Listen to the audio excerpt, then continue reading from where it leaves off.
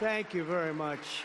What a great group this is. You have to see outside. It's going wild outside with a lot of love for all of us, I guess. But thank you, Richard, for the introduction, and thank you to all for such a warm welcome. It's great to be back in beautiful Miami, where I've actually built a lot of great buildings with the Desert family and some others. We've had tremendous success in Miami. We have Trump Towers and Sunny Isles Beach. It's 4 beautiful buildings right on the ocean. The Trump Grande, put the little E in the end for a little, class it up a little bit. Trump Grande, and the 700-acre Doral. It's a tremendous country club, and it's actually the most successful country club in the U.S., where I was just given approval to build 1,500 units, and I couldn't care less about building units. When you're president, who the hell wants to build units? I've been building units all my life. I don't want to build units, but they gave us permission to do it. But today is a tremendous honor to become the first American president to address the Future Investment Initiative Institute. That's the first one. That's it's always nice. And I want to thank Mayor of Miami, Francis Suarez, for being here. Thank you very much, Francis, wherever you may be. Hi, Francis. And thank you for the endorsement when I ran. I was very appreciative. Along with the Mayor of Miami Beach, Stephen Minor. Stephen, thank you very much. Thank you. Thank you. Thank you, Stephen. Thank you very much. And numerous American business leaders, some of the biggest business leaders actually anywhere in the world, and many distinguished guests from the Middle East, and in particular, the Kingdom of Saudi Arabia, a special place with special leaders.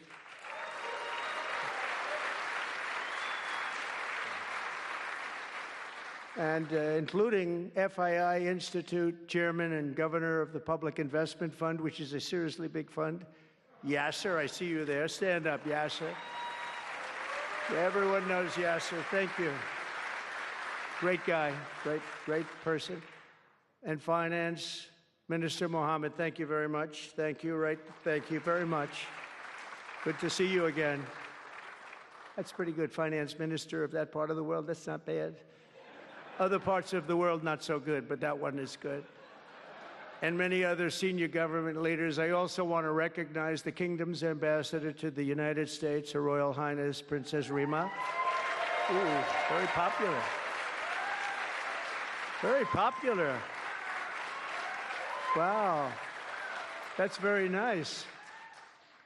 Sitting next to Elon. Wow, you couldn't do better than that, huh?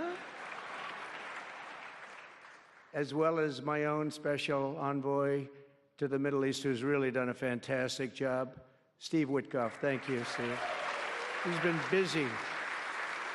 And Michael Waltz is here. Where is Michael? Michael's been so busy. They've been going back and forth and back, and a woman who is just voted the most powerful woman anywhere in the world. No, I'm going to go with Princess Rima, but she was voted the most powerful woman anywhere in the world, Susie Wiles. Thank you. Thank you. Most powerful woman. That's pretty good. We have to talk to you about that, Susie. It's pretty good. And also, we all know Jared Kushner, a very special guy. Thank you, Jared. Thank you, Jared. And Elon Musk. He's been making a little news lately, hasn't he, though? Very positive news. Stand up, Elon. He's a great guy.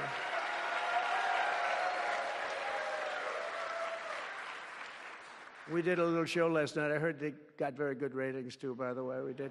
Hannity. Sean Hannity was fantastic, a fantastic man, a fantastic guy, and he did a show, and it was great being on the show with you last night. I come today with a simple message for business leaders from all across the nation and all around the world. If you want to build the future, push boundaries, unleash breakthroughs, transform industries, and make a fortune, because you want to make a fortune. Most of you have already made a fortune. I don't want to say that. There's no better place on earth than the current and future United States of America under a certain president named Donald J. Trump. I think that you're going to do very well. They're saying that November 5th, Election Day, 2024 will go down as one of the most important days in the history of our country. They said in 129 years, the most consequential election. I don't know if they're right about that or not, but it sounds good. I wanted to see if I could get a couple of more years tacked on, but I figured the fight wasn't really worth it. 129 is a lot. And as of January 20th, 2025, the dark days of high taxes, crushing regulations, rampant inflation, flagrant corruption, government weaponization, oh, I know about weaponization, and total incompetence will be gone forever. They'll be gone forever. Because the United States is back and open for business, and the golden age of America has officially begun. You see it happening.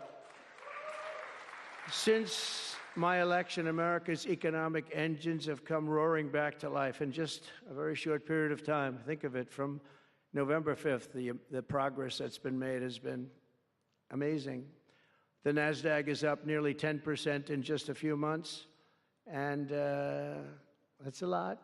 The Dow Jones Industrial Average is up 2,200 points, and Bitcoin has set multiple all-time record highs because everyone knows that I'm committed to making America the crypto capital. We want to stay at the forefront of everything, and one of them is crypto, and Miami seems to be the center of the action, come to think of it, and maybe it'll stay there.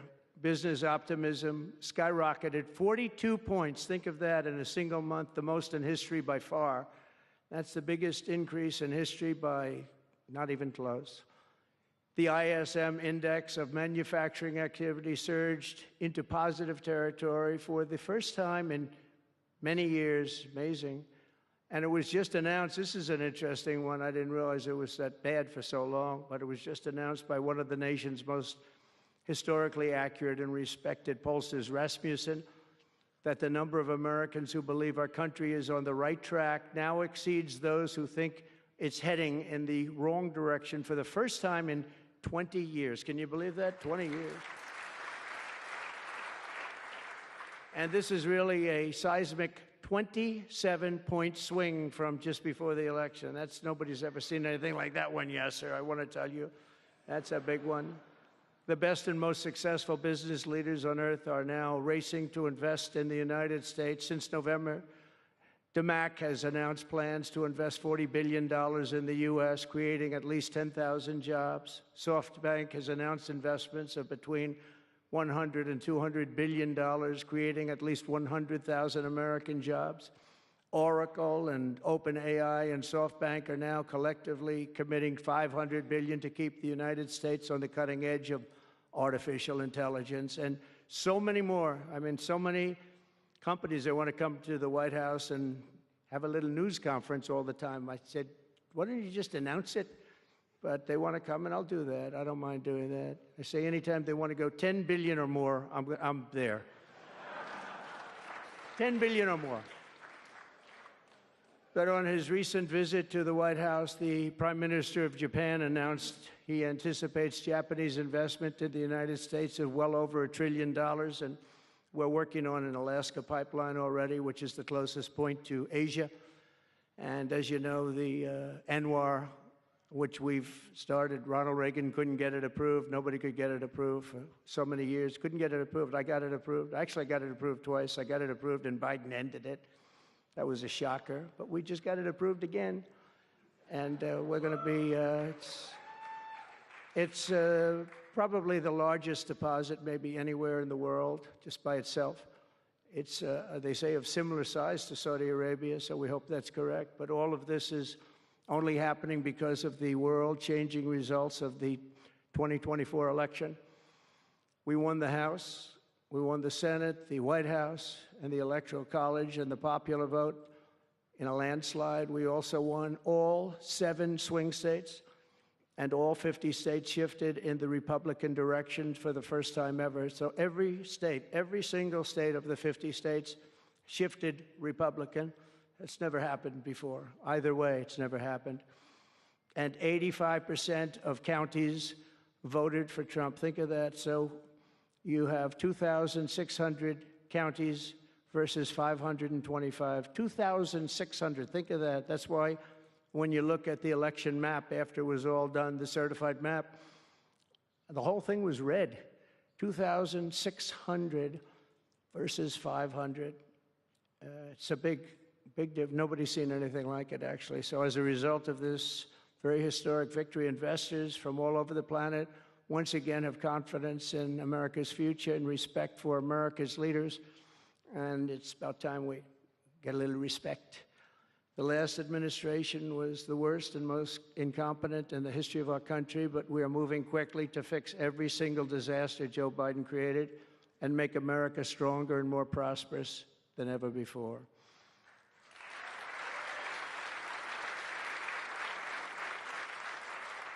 Our first and most urgent mission is to remove the criminals that Biden allowed into our country with the ridiculous and very dangerous open borders policy. They came from all over the world. They came from prisons and jails. They came from mental institutions and insane asylums. They were gang members. They were drug lords. They came from all over, and they were allowed to come into our country. And we're getting them out in record levels, just like they came in record levels. I want to thank Tom Homan and Christie, who was she's doing a fantastic job, governor of South Dakota, and Tom Homan, you know, and they are doing a fantastic job, and the results are incredible. And every country is taking them back. They're sending their criminals to us, and they're all taking them back. We had a little problem with a couple of them that ended very quickly. And because some said, we don't really want MS-13 back in our country. But I said, congratulations, you're taking them back. And they take them back. And by the way, Europe and other places ought to start also doing that. They better start looking at immigration, because it's really hurting Europe very, very badly. And they better get smart, and they better get tough before it's too late. We're also working to end the highest inflation in our country's history, all caused because they played with our energy policy and wasted money on the Green New Scam and other things such as that. And they wasted monies at never seen before levels. If Joe Biden had simply held federal spending at the pre-pandemic levels we had in 2019, right now we would have virtually no inflation. We're trying to balance the budget immediately, and because of the tariff income, which is really, it's already turned out to be amazing, actually. It's really meant more for bringing countries and companies into our country, but the numbers are rather staggering, because we're the big piggy bank that everybody wants to be, and they can play games and they can say, well, there'll be retribution and, you know, equal this and that, but they can't be equal. But we want to keep it so that we're the big piggy bank. And if we had years like we did the last 4 years, that wouldn't have lasted too long. So we're not promising it, but, you know, all of these things could happen. We hope to balance our budget. So I don't want to promise it, because if I do and we come about $10 short, the fake news media back there would say, we have breaking news. He did not make it. He did not make it. But we'll get it done very soon. It might not be this year, but it could be this year. Actually, we have a chance at getting it even this year, which people would be shocked at, because they were talking about 10 years, 15 years, 20 years from now. When I took office last month, we inherited the consequences of inflation that was more than 4 times what it was when I left 4 years ago. Think of that. I left, it was at 1.4%. And the annual government spending over $1.5 trillion more than projected in 2020 alone. $1.5 trillion. But under the Trump administration, all of that is changing faster and more dramatically than anyone ever thought possible. They didn't think it was possible to do what we've done in just a very short period of time.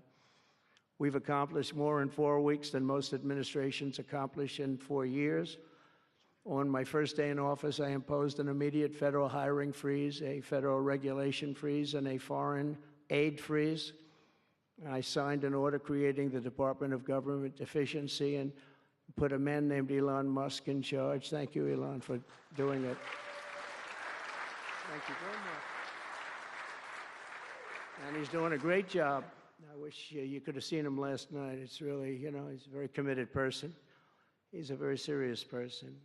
and he's a very high IQ people. You know, I like high IQ people. Not all have to be, but, you know, it'd be nice to have some people up there that he's a seriously high IQ individual.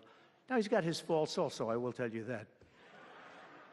But not too many of them, which is now really waging war on government waste, fraud, and abuse, and they're curbing inflation and saving taxpayers billions and billions of dollars every single day. And there's even under consideration a new concept where we give 20% of the Doge savings to American citizens and 20% goes to paying down debt, because the numbers are incredible, Elon.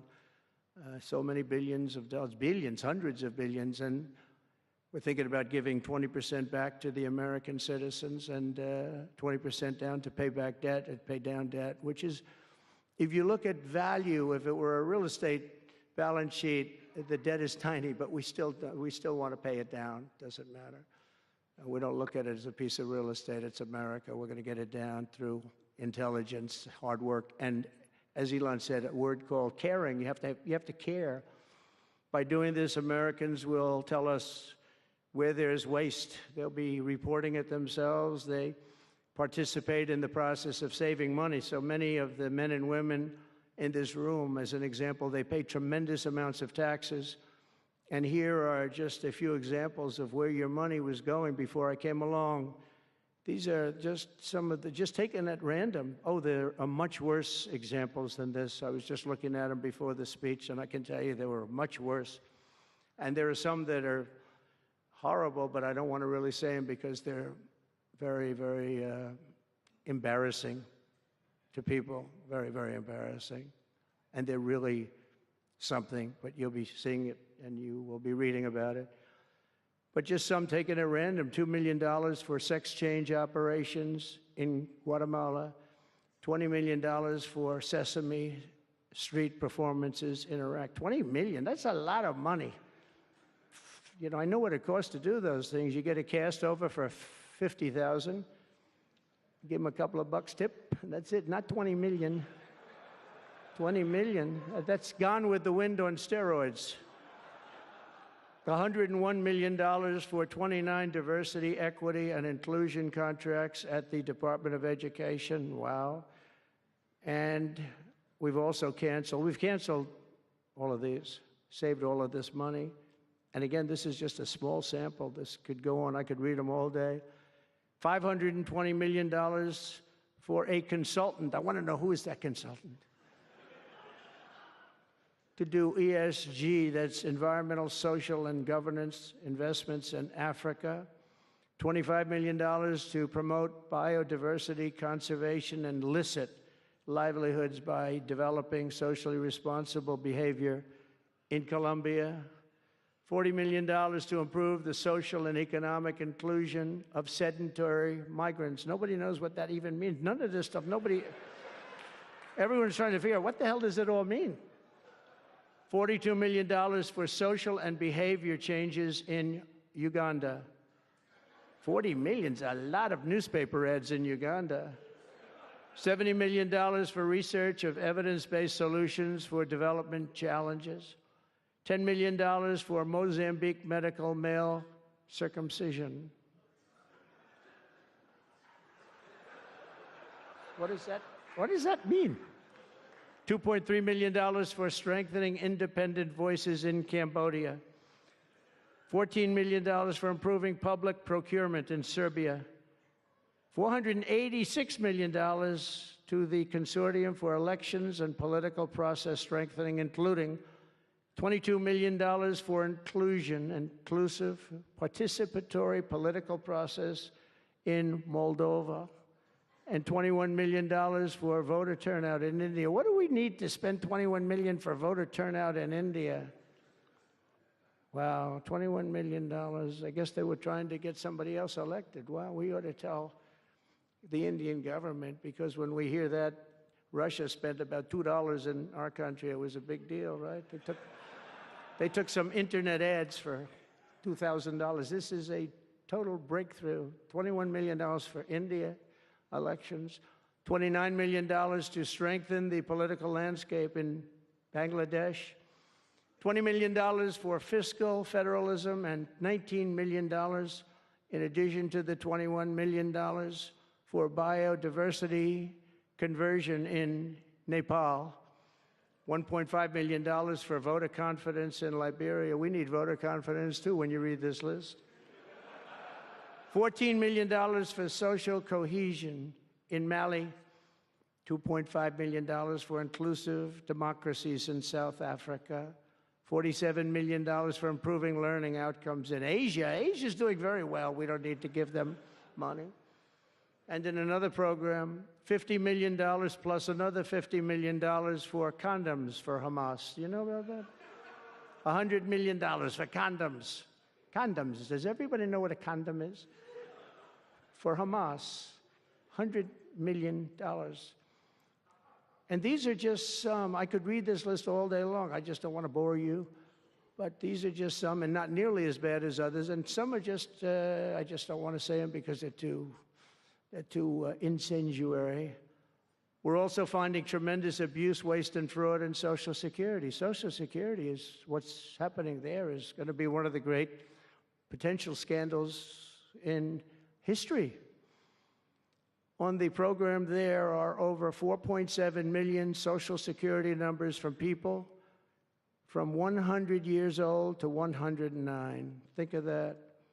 Now, over 100, there aren't a lot of people that make it. Hopefully, most of the people in this room will make it, but historically, you don't have thousands and thousands of people. But listen to this, 3.6 million people are on Social Security rolls from the age of 110 years old to 119. Do you think there are really that many? Those people are seriously old. But it gets worse. 3.47 million people are on Social Security from the age of 120 years old to 129 years old. 3.9 million people are on the age of Social Security from 130 years old to 139 years old. Now, the all-time record, I heard, is a woman who was 127 years old. That's the record. A woman from a certain country where they have actually people that live pretty long, actually. And she was 127 years old. That's pretty old. But we're topping her by millions of people. 3.5 million people from the age 140 to 149 years old.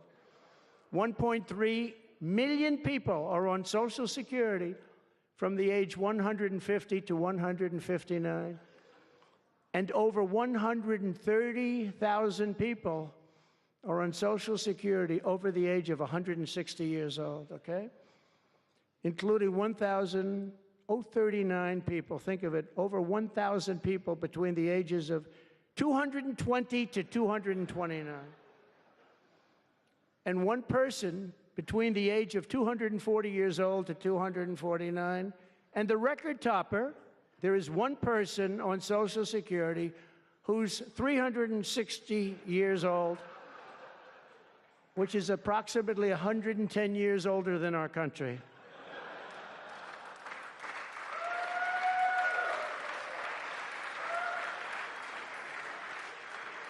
So what we're trying to find out, and what we will find out, is are people being paid from all of these, you know, somebody pocketing 10,000 here, 10,000 there, what's going on? So we'll find that out pretty easily because we have a lot of computer geniuses. I said to Elon, who are these people that are doing this, the Doge people? I said, who are they? Where do they come from? He said, well, number one, they love our country. Number two, they're really genius at computers. So nobody's going to fool them. When they go in, they see some bureaucrat that's scamming the country, and they try and talk about, you know, certain computer language. These people say, no, it doesn't work that way. These are people that have a natural ability as you know, brilliant computer people. It was very interesting when he told me that. I said, that's what you need today. But all of these scams have now been terminated. In addition, over the past month, we have effectively eliminated the U.S. Agency for International Development, which was funding much of this lunacy. We virtually shut down the out-of-control CFPB, escorting radical left bureaucrats out of the building and locking the doors behind them. What they were doing was so terrible. Where they were spending the money was so terrible. What we haven't looked at yet, but will be, is does the money come back to them? Because nobody can be stupid like that. And they're not stupid. They're smart, actually. And, you know, why are they doing that? Does money come back to them? So we'll figure that out pretty easily, I think, and quickly. But I've ended all of the so-called diversity, equity, and inclusion programs across the entire federal government and private sector, and notified every single government DEI officer that their jobs have been deleted. They're all deleted. And it's interesting, even these companies that have tremendous amounts of money, a number of them just announced, Walmart, if you can believe it, they just announced that they're stopping. And, you know, these companies are writing off like $220 million. How can you spend that much money no matter what you're doing? If you're teaching something, you're going to have an instructor, you're going to talk, you're going to give them a book. Please read the book. You know, and then you find they spent $225 million on that. What's going on? And we were going in the wrong way, and our military was really, although I tell you, you know, we defeated ISIS with our military in 3 weeks. General Raisin Kane he's some general, he's a real general, not a television general.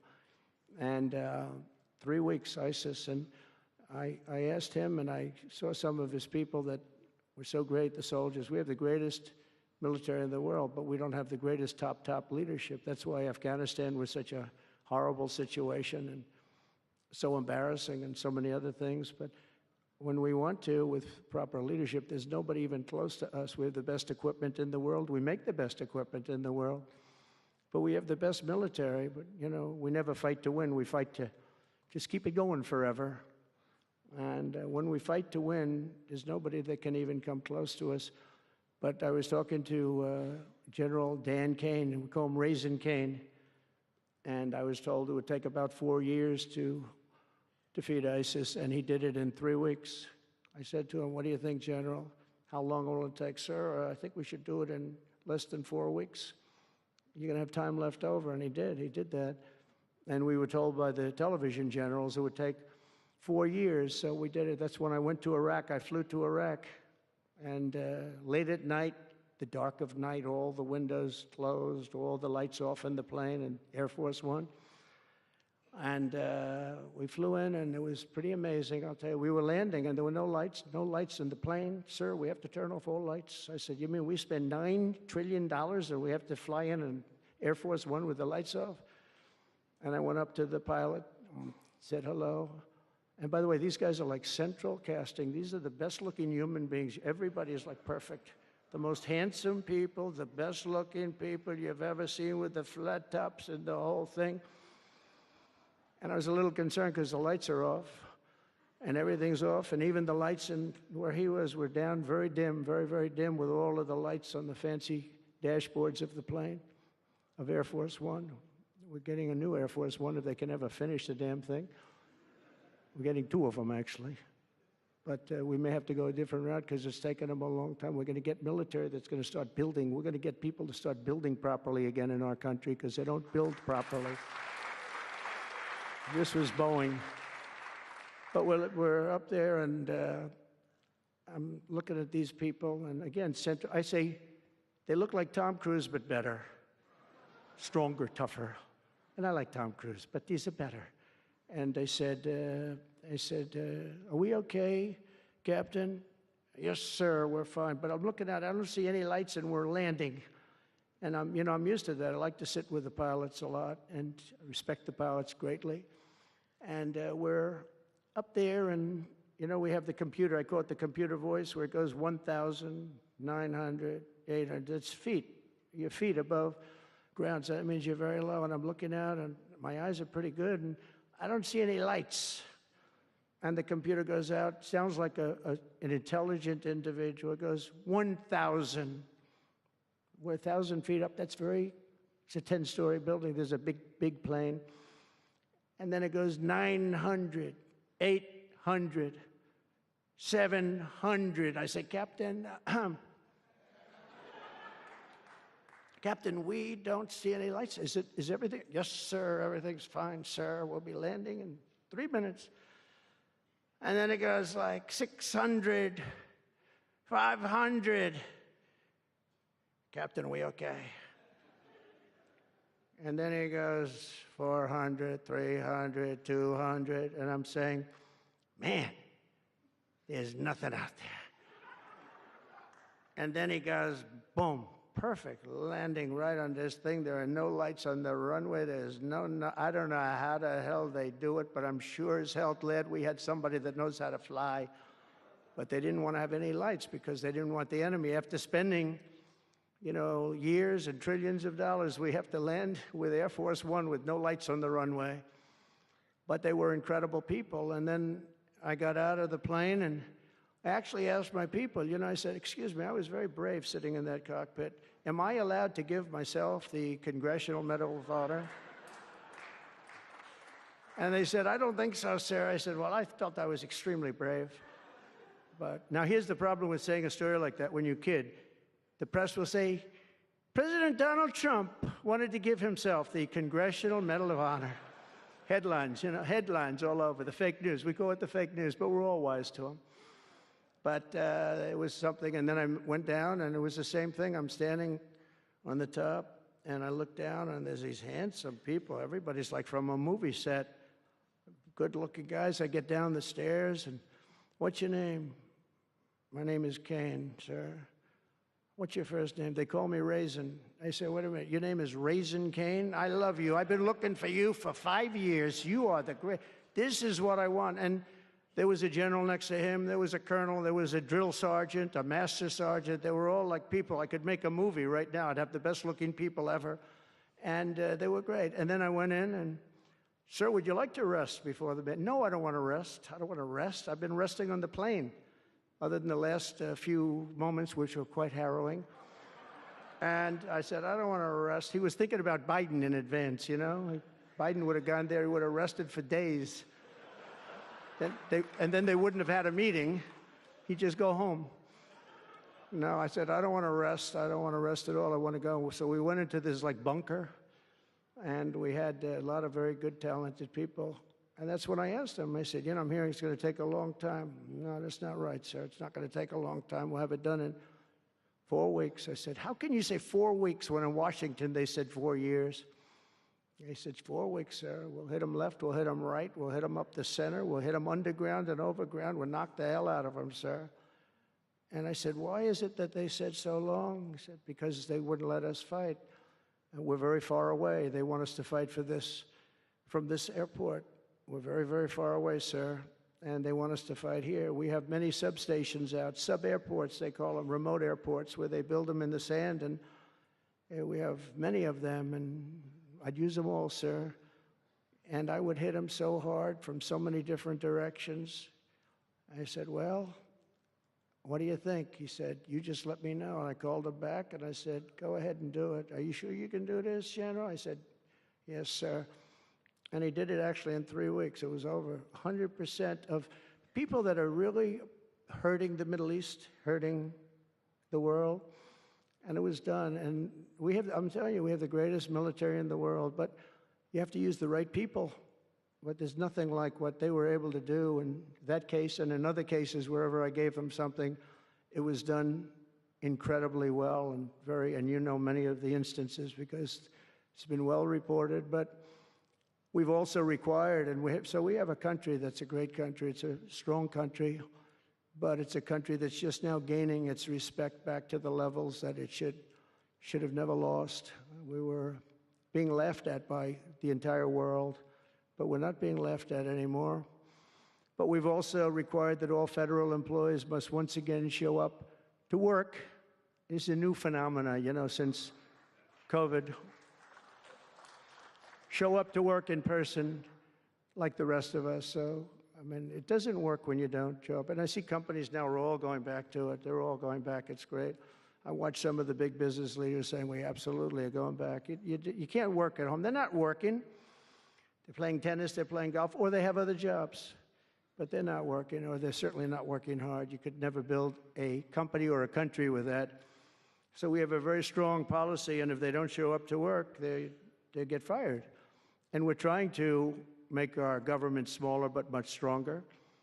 and we have tremendous bureaucracy, but it's happening. A lot of people are leaving, and in some cases leaving with pretty good offers. You know, you're paid 7 or 8 months and go out, find a job. But some of these people had jobs. They were actually working for us, but they also had other jobs. And those people, in theory, they have problems. I don't know if we're going to do anything about that. So we have other things to do, but they were working other jobs instead of working for us. So they were staying home working, but they were working other jobs, getting paid a lot of money, perhaps.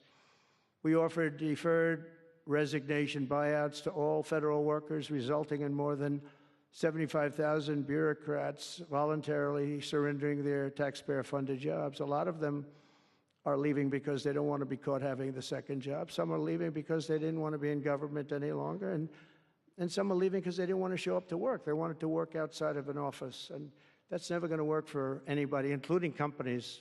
Companies ought to get smart. You watch these companies where they do that, they start going bad. Nobody knows what's wrong with this company. Well, try getting the people back into the office where they can be cohesive and together.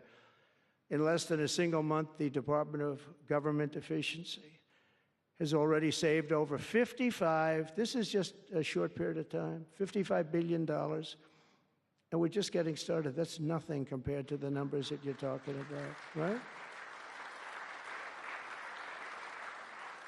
We're ending trillions of dollars in waste, and it'll mean much lower inflation, lower interest rates, lower payments on mortgages, credit cards, car loans, and much higher stock markets. I think the stock market's going to be great. In other words, we will rapidly grow our economy by dramatically shrinking the federal government, and we have to do it.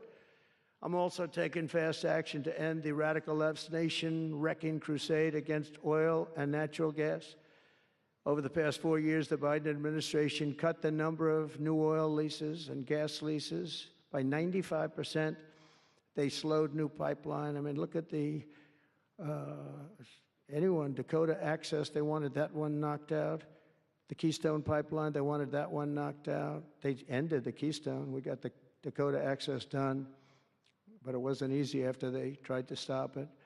They slowed new oil and gas pipeline construction to virtually a halt. They shut down 38% of active oil and gas rigs in the United States, but they love the wind turbines. They go round and round and round, and if the wind doesn't blow, they got problems. They kill all the birds. They ruin the sight lines. They ruin the plains and the beautiful areas of our country, including the oceans, the lakes. They closed more than 50 power plants, all causing energy prices to skyrocket. You saw that happen. That's what caused inflation, pretty easy. These policies were so destructive that despite draining nearly 40% of U.S. strategic petroleum reserve meant for emergencies, it was meant for emergencies. It wasn't meant for getting a price of gasoline down so that you can win an election. It didn't work for winning the election. Actually, there's so many people that are driving that it's a very small number. It just had a very small effect, but in the meantime, it takes it down. We'll fill it up fast, but it's at the lowest level. When we made the transition, it was at the lowest level in history ever recorded. It's the lowest level. Nobody's ever seen it that way. They put it all out because they thought they could keep gasoline prices down a little bit, just go past the election, and after that, they didn't care. And it didn't work because they didn't get elected. I got elected. But the price of gasoline still rose over 35%, and in some cases, at some periods, it was 100% and 125% during certain periods of time. Under the Trump administration, we have implemented a very different plan. You probably heard of it. It's called Drill, Baby, Drill. And we're doing it.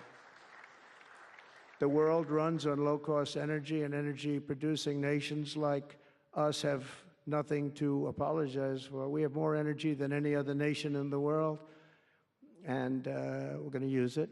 And we're going to use it on AI plants. I was telling some of the people that came in that, they're very interested. Everybody's talking about AI. I hope you're right. I don't know. Who knows?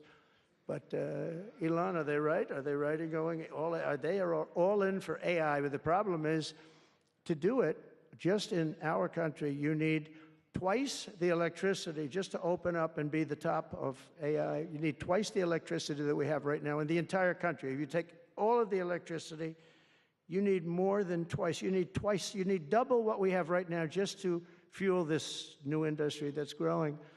I was amazed when I heard that number. And they all said, how can we do this? Because, you know, in China and various other places, you can probably get it with the shake of a hand.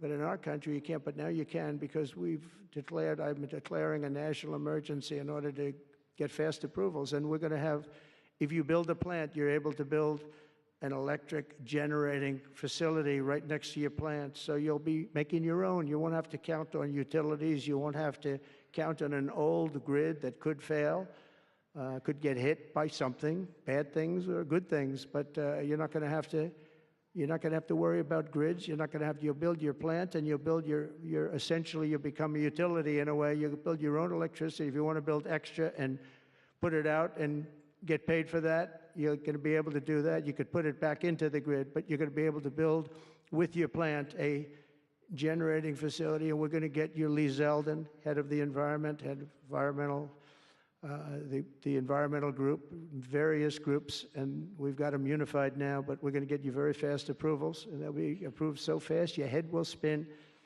And we're going to get that whole industry started, and we're going to be the head of it. We're leading right now. We have the greatest brain power. We're leading right now, and I expect that we're going to be leading by a lot, but we're going to get you the energy very, very quickly. That would be the one thing that everybody was concerned. How do we have that much electricity when Los Angeles has blackouts and brownouts right now? And there's a lack of electricity, but we're going to get it at levels never seen before. I ended the ridiculous Green New Scam, halting tens of billions of dollars of wasteful deficit spending. And I withdrew the United States from the unfair, one-sided Paris Climate Accord, and I ended Joe Biden's insane electric vehicle mandate because it was just insane. I repealed the last, and by the way, if you want to buy an electric car, it's great. If you want to buy a gasoline-driven car or a hybrid, it's great. Whatever the thing happens to be. I heard hydrogen's hot. The problem is when it's not, you're in deep trouble, because when that sucker blows up, they don't find the body. So that's one that I said, you know what, let's take a pass on that one. They said it's good, but when it's bad, it's really bad. You find the bodies on trees, on the side of a tree. I said, I think we'll pass on that one, right? We're not going to want that one.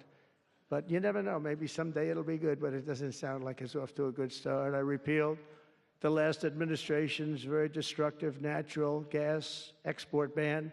And last week we approved our first new liquefied natural gas export license. And we have literally hundreds of people that want to export. I recently met with the Japanese Prime Minister, Shiba, to discuss large increases in American oil and gas exports. They want it so badly. They said we went to the Biden administration, they wouldn't sell it. They wouldn't sell it. Nobody knows why. Biden didn't know why either. They asked him, I don't know. They did, oh, I didn't know that. But we're going to sell it. And the new project in Alaska is going to feed all of Asia.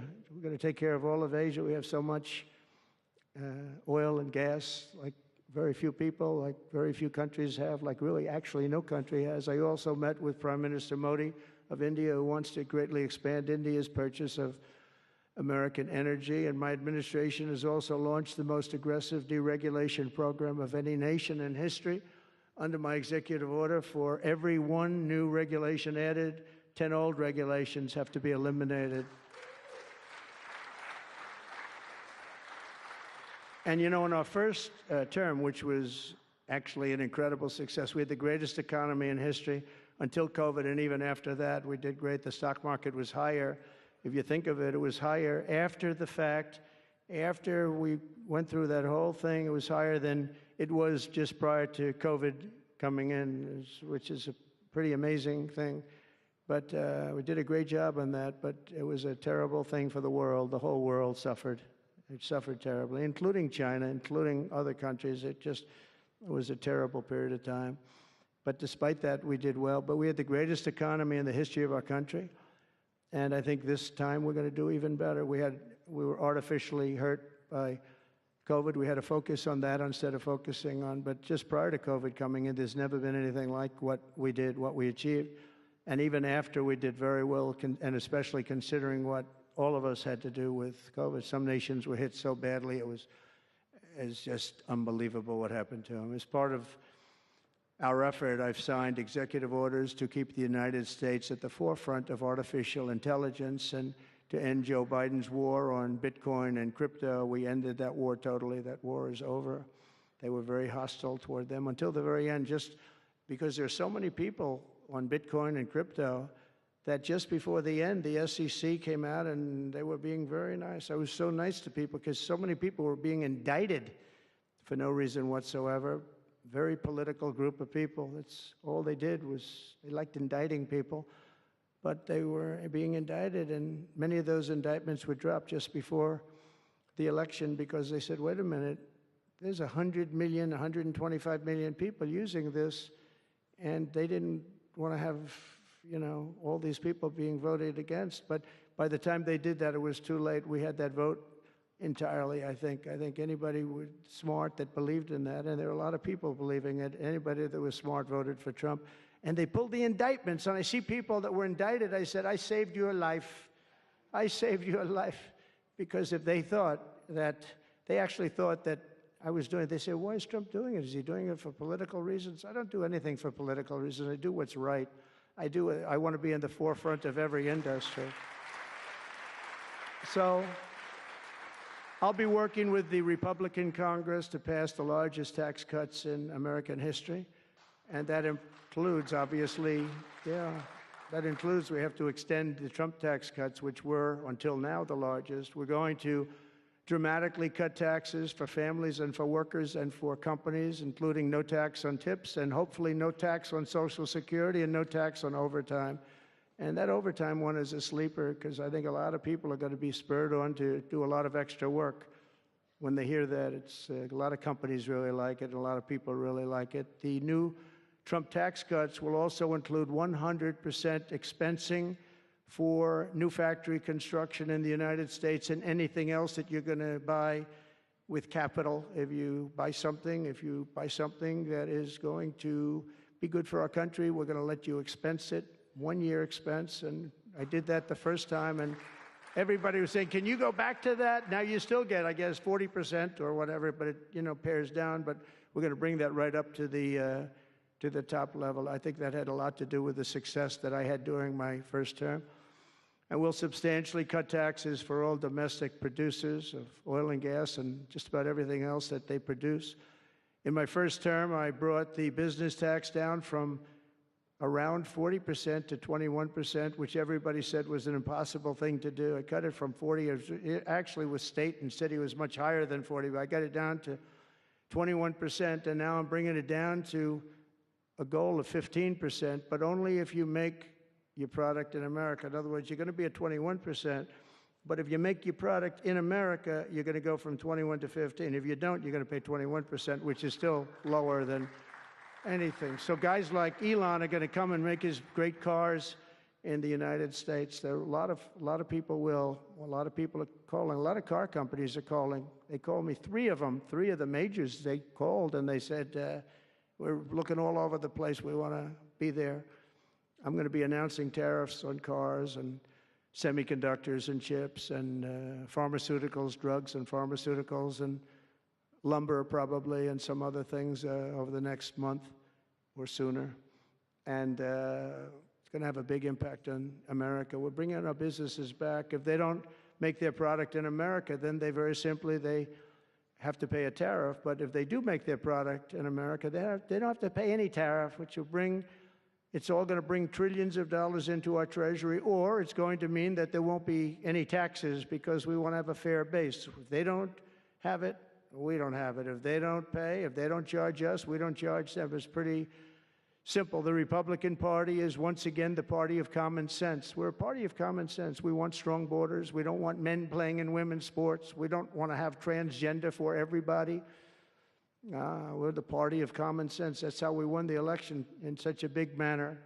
We'll no longer allow other countries to ransack and plunder our nation. That's why I've announced that we will soon begin imposing reciprocal tariffs on any country that engages in unfair and unequal trading practices.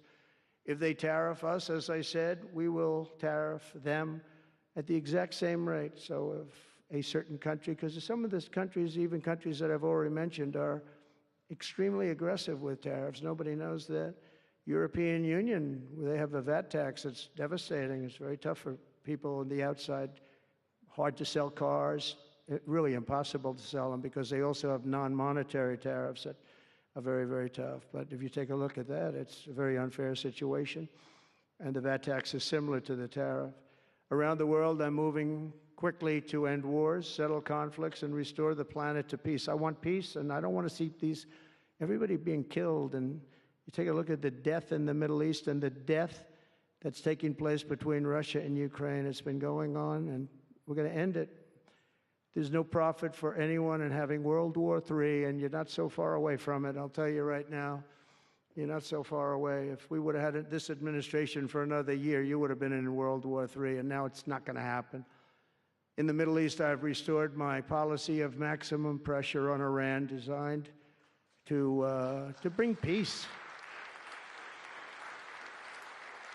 And we've designated the Houthis a terrorist organization. They're, destroying shipping lanes all over the place. They're making it very hard for people to get their product delivered. They're making it very difficult, but we'll take care of that situation. And we've secured a ceasefire in Gaza, and we're bringing in the hostages, and we're bringing them home to their families. Some of them are in pretty bad shape, I have to tell you. To end the horrible war in Ukraine, I've spoken with President Putin and President Zelensky, and our teams began negotiations this week in Saudi Arabia. I want to thank Saudi Arabia for that. That was so great. Yeah. And I want to thank, in particular, I mean, we have so many of the people, Yasser, Mohammed, all of the people, but in particular, we have to thank Crown Prince Mohammed bin Salman for hosting these historic talks. And talks that went very, very well. Steve was there, Steve Witkoff was there, and Michael was there, Michael Waltz and others, and they really went well. It's a big step. We got to get that war over with. You have to see the people that are dying. I look at the pictures, the satellite pictures of the field. It's a level field, and it looks like a modern-day version of Gettysburg, and you know what that means. It is just carnage. It's horrible. And, it's not American soldiers. It's not even soldiers from the Middle East in the case of Ukraine, Russia, but it's people, it's young people from Russia and Ukraine mostly that are just being decimated. It's flat fields, and a bullet goes, and a bullet only stops when it hits somebody. And the level of people being killed in that battle, soldiers, young soldiers, in some cases old soldiers, because they're running out of people. They're running out of soldiers, in one case. But think of it, a modestly successful comedian, President Zelensky, talked the United States of America into spending $350 billion to go into a war that basically couldn't be won, that never had to start and never would have started if I was president, not even a chance. And it didn't start for 4 years, never would have started. But a war that he, without the U.S. and Trump, will never be able to settle. They'll never settle that war without our involvement. That's why they did such a great job this weekend. That's why Saudi Arabia did such a great job this weekend in hosting. The United States has spent $200 billion more than Europe, and Europe's money is guaranteed. They get their money back. It's a form of a loan. Nobody knows that. I know that. I said, why isn't somebody saying, we do it the same way? And we spent much more money. We have to equalize. But while the United States gets nothing back, so they get their money back. It's a loan. We just give our money. And we had a deal based on rare earth and things, but they broke that deal.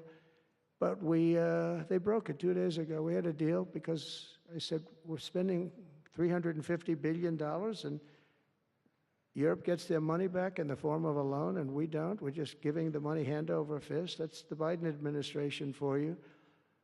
But they're no longer dealing with the same United States as they were dealing with a few months ago. Why didn't crooked Joe Biden demand equalization, in that this war is far more important to Europe than it is to us, and that there's a very big, beautiful ocean, a separation. This is, we're helping Europe. We're trying to help Europe. On top of this, Zelensky admits that half of the money that we sent them is missing. They don't know where the money is. He said, well, we don't know where half of it is. That's great, wonderful. He refuses to have elections, is low in the real Ukrainian polls. I mean, how can you be high with every city is being demolished? It's hard to be high. Somebody said, oh, no, his polls are good. Give me a break. Every city is being demolished. They look like a demolition site, every single one of them. And the only thing he was really good at was playing Joe Biden like a fiddle. He played him like a fiddle. That's an expression we use, Yasser, to say that he's pretty easy, pretty easy. A dictator without elections. Zelensky better move fast or he's not going to have a country left. Got to move fast because that war is going in the wrong direction. In the meantime, we're successfully negotiating an end to the war with Russia, something all admit that only Trump is going to be able to do in the Trump administration. We're going to be able to do it. I think Putin even admitted that. Biden never tried. Europe has failed to bring peace, and Zelensky probably wants to, maybe he wants to keep the gravy train going. I don't know what's the problem, but he hasn't been able. He's very upset that he wasn't invited. He could have come if he wanted to, but that he wasn't invited to Saudi Arabia. But he's been working for 3 years. There's never been even meetings or phone calls to stop this war. It's a horrible thing. I figure Russia's lost 900,000 soldiers. I think that Ukraine's lost probably 700,000. And it's a terrible thing. You'll see bodies and body parts all over the field, all over. We see them very accurately through satellites. I love Ukraine, but Zelensky has done a terrible job. His country is shattered, and millions of people have unnecessarily died. And you can't bring a war to an end if you don't talk to both sides. You got to talk. They haven't been talking for 3 years. So we hope to see a ceasefire soon and to reestablish stability in Europe and the Middle East. Thank you very much. And as I've said before, it's my hope that my greatest legacy will be as a peacemaker and a unifier. That would be a great legacy. So in conclusion, the golden age of America is upon us, and I'm inviting everyone here today and every citizen across our land to take part in the most extraordinary period of peace, prosperity, growth, innovation, wealth creation, and expansion the world has ever seen. We're on our way. I mean, everyone's talking about us. 3 weeks. We're in there for a couple of days more than 3 weeks, and everyone's talking about it. You have to see the crowds of people outside. It's pretty amazing what's happening. We're on the verge of soaring markets, surging incomes, booming production, groundbreaking technologies, thrilling discoveries, and a quantum leap in the quality of life. Absolutely a quantum leap. One day, very soon, our country will have the greatest economy in the history of the world because we once again have a president who puts America first, and we put America first, and your country should put your country first. But in the end, we want America first, and when it's all beautiful, which it's going to be pretty soon, we want to help other countries, and you want to help other countries. But, you know, I tell your leaders, and some of the leaders are in this room right now, you got to put your country first. Whether it's Saudi Arabia, whether it's something else, you got to put your country first. But we're going to have plenty left over to help others also. As long as you invest in America, build in America, and hire in America, that means that I'm fighting for you. I am fighting very hard for you. Together, we're going to make the United States of America bigger, better, bolder, richer, and greater than ever before. It's going to be stronger than ever before. We're going to be a peacemaker and a peacekeeper. We're going to stop people from these stupid, never-ending wars. We're not going to partake in them ourselves, but we'll be stronger and more powerful than anybody by far. And if it ever came to war, there is nobody that will be able to come close to us. But we don't think that's going to ever happen. So I want to thank you all very much. It's a great honor to be here. And I think somebody said they're going to ask questions. And I didn't say, gee, what are the questions like Biden does? I say, just ask. It doesn't matter. You ask a question and I give an answer. So I think, Richard, you're going to come up and you're going to give me some questions. Thank you very much.